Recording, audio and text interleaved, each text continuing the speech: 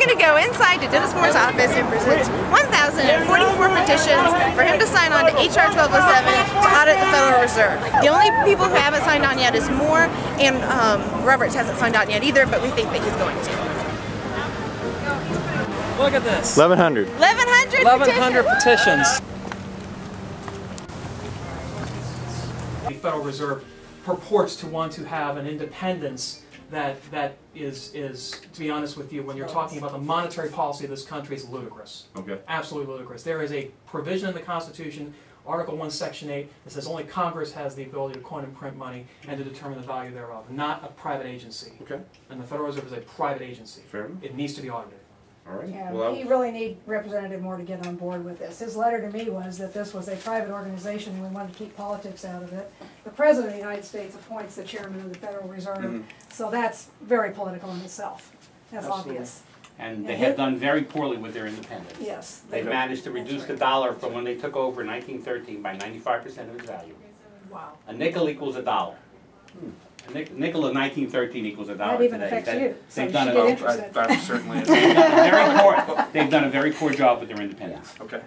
I'll certainly pass the concerns along. Thank you. I would like to also make the point that this is not a partisan bill. This is bipartisan. There are lots of Democrats on board with this. From Bernie Sanders in the Well, that's in Senate, the Senate. and Dennis Kucinich all the way to, I mean, I've seen the list of across the co-sponsors. spectrum. This is not a conservative And it's issue. growing. It's 275, 276, I believe, in the House now. So. 18 in the Senate. Yeah. This is something that's going to move. Yes. I don't think Dennis Moore would want to be embarrassed about not signing it if it does pass. So we're trying to help him out here, really. Well, I'll leave his policy decisions up to him. Do you think we could get get some kind of formal or informal response from Dennis Moore on this particular issue? Maybe a video response, so we can get him on the record. I'm not his policy director. I'm not his chief of staff or legislative Could you director. send that up to him, maybe? I'm certainly going to do that. When I stick this in a giant envelope, I will certainly pose the question and make sure that I relay to him that that's your concern as well. And like I said, whatever he decides is what he decides to do. I have very little say over it. And Michael, I just want to thank you for your time. Right. Sure. Thank you. I'm always happy to hear your concerns and pass them on as accurately as I can. And I do appreciate your civility. Sure. What were you expecting? I was expecting exactly I'm a that. white hair. Radical can I It's get? fake. You're really a red-haired girl. We're not professional You color protesters. your hair? No, I'm just kidding. We're not professional protesters. It'd be God. And we're just dissatisfied with the policy stance. We're not dissatisfied with the person. Sure. And we're not True. professional protesters. Indeed. We want what's best for our country. We want what's best for our children. Absolutely. And that's what our concern is. Absolutely. Well, like I said, you know, I do appreciate the civility and the respect for the office when you come in here.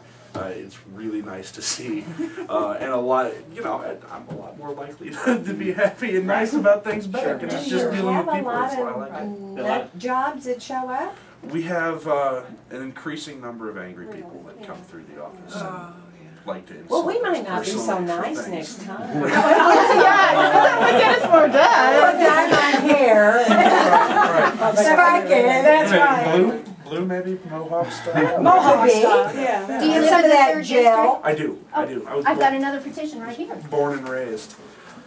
I'm Yes, would you like to sign I'm on? not going to sign the petition. You had a Good chance. I don't even call the congressman when I have a problem with it. Okay. All right, Is there anything else?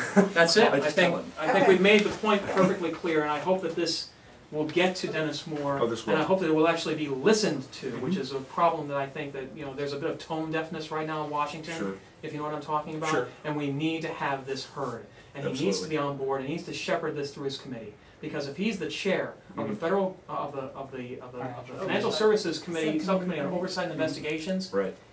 doesn't that have some jurisdiction over the policies regarding TARP and TALF and FED Sure. and the Fed? Indeed it That's does. his And job. Particularly to those programs, Congressman Moore is actively bringing in hearings and the appropriate stakeholders to address concerns Then he that people are needs- having with the Then with the money needs through to this get on program. board. He needs to get on this Yeah, I don't and ask the understand. Government Accountability Office, which is an independent agency outside of Congress, Right.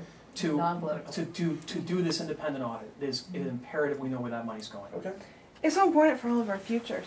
I mean, every single dollar in our wallet depends on this.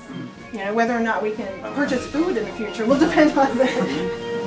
Thank you. No problem. Thank you so Thanks for coming much. in.